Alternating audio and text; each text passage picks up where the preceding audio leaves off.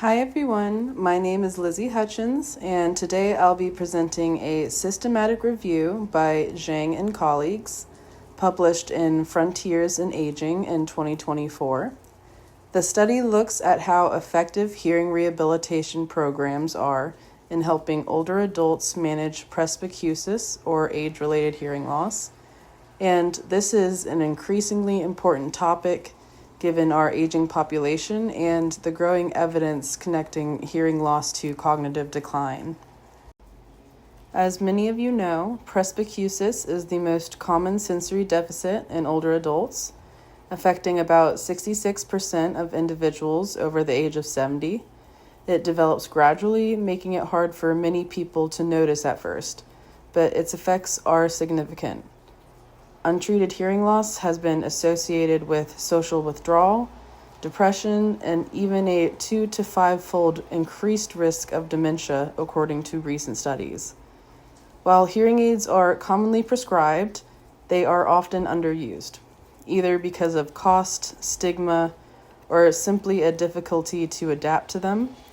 And so this review looked at whether structured hearing rehabilitation programs that go beyond just providing hearing aids could improve outcomes for this population. The goal and motivation behind this study was the observation that while hearing aids are helpful, they are not the whole solution. Many adults need additional support, whether it be educational, emotional, or technical, to make full use of them. And this review aimed to evaluate the impact of hearing rehabilitation programs on hearing aid use, emotional well-being, and user satisfaction. The researchers hypothesized that these programs might improve hearing aid compliance and reduce negative psychological effects of hearing loss. And they also wanted to identify which types of follow-up were most effective for this population. The review included 8 randomized controlled trials, also known as RCTs, the gold standard for clinical research. These studies enrolled adults aged 60 and older with confirmed age-related hearing loss. They compared structured rehabilitation programs with standard care, which typically only involved the fitting and initial instruction for hearing aids. The research team conducted their search in major medical databases like PubMed, Embase, Web of Science, and Cochrane Library, and assessed study quality using the Cochrane Risk of Bias tool. Most studies were considered low risk of bias. They had solid randomization, proper outcome reporting, and consistent measures. Authors of the study used PRISMA guidelines, which are standard for high-quality reviews, and analyzed the data using the Review Manager software. The outcomes were measured using 4 widely accepted tools: the HHIE for self-perceived hearing handicap, the IOI-HA for hearing aid outcomes, the SADL for user satisfaction, and the HADS for anxiety and depression. And by using these validated instruments, the authors could compare effects across different studies more accurately. Across the 8 studies included in this review, there were a total of 598 participants. 290 received the hearing rehabilitation program, and 308 received standard care, which was the control group. One of the biggest strengths of this review is that the results were consistent across all of the studies. This consistency is referred to as low heterogeneity, and it basically means that the findings are reliable, and the effects weren't just due to chance in 1 or 2 studies. And now we are going to break down the main findings. So the first outcome the researchers looked at was something called the Hearing Handicap Inventory for the Elderly, or the HHIE. This is a questionnaire that asks older adults how much their hearing loss affects their daily life. The review found a mean difference, or an MD, of negative 5.8 on this measure. And just to briefly go over what that means, a mean difference is simply the average change between the group that got the intervention and the group that didn't. So here, the negative number means that the people who received the hearing rehab programs reported less perceived handicap from their hearing loss. This difference was statistically significant, which tells us that it's unlikely to be due to random chance, and these programs really helped people feel less limited by their hearing loss. Next, they looked at emotional well-being using the Hospital Anxiety and Depression Scale, or the HADS. They found a mean difference of negative 1.66. Again, a lower score means less anxiety and depression, so a drop of nearly 2 points means these programs had a meaningful emotional impact, and participants felt better emotionally after going through these programs. The authors also found that hearing aid usage went up, with a mean difference of 0.22. This was a small increase, but it was statistically significant. So even though the number might seem small, it was consistent and reliable across the studies.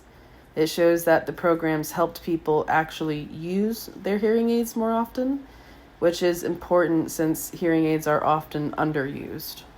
However, one unexpected result was that these programs did not improve how satisfied people felt with their hearing aids. That was measured using the Satisfaction with Amplification in Daily Life scale, and in this case, the p-value was 0.66. And to briefly break down what that p-value means, it is a number that tells us how likely it is that the result happened by chance. So the closer that it is to 0, the more likely the result is real. And a p-value below 0.05 is considered statistically significant. So a p-value of 0.66 means that there was no real difference in satisfaction between the two groups. The program didn't make people like their hearing aids more.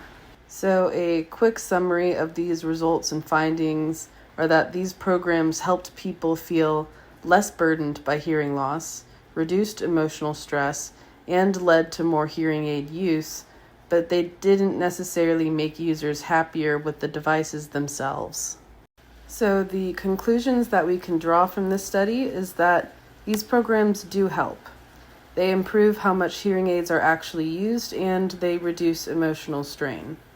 However, just participating in a program doesn't necessarily make users like their hearing aids more, and that might point to the limitations in hearing aid design or persistent social stigma. One important finding that came from this study, though, was that telephone-based follow-up interventions were more effective than internet-based ones. And this makes sense because many older adults are more familiar and more comfortable with the phone and may struggle with digital platforms or online modules. Clinically, this study supports the idea that audiologists shouldn't stop at hearing aid fitting. Structured rehabilitation programs should become standard care.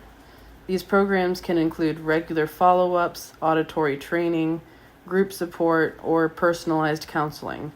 And follow-ups should ideally be via telephone, not emails or apps, and need to be sensitive to each person's level of tech literacy. The study also points out that while results were promising, programs varied in length and content, so future research should work towards standardizing what hearing rehab really means.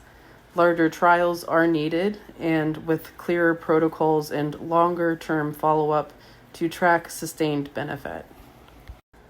A final summary of this study, to summarize, is that this systematic review highlights that hearing rehabilitation programs can significantly improve how older adults use hearing aids and how they feel emotionally about their hearing aids.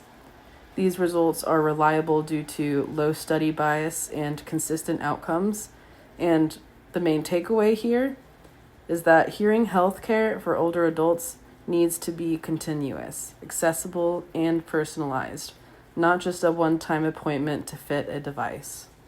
This concludes the presentation. If you'd like to reference the article discussed today, here is the full citation for your convenience. As our population continues to age, it's increasingly important to offer not only hearing aids, but also structured follow-up and supportive rehabilitation that help individuals adapt and thrive. And this review reinforces the importance of comprehensive, person-centered care in audiology, care that extends beyond the device itself. Thank you all so much for taking the time to listen. I hope this presentation has provided valuable insights into how we can better support older adults with hearing loss in both our clinical practice and community settings.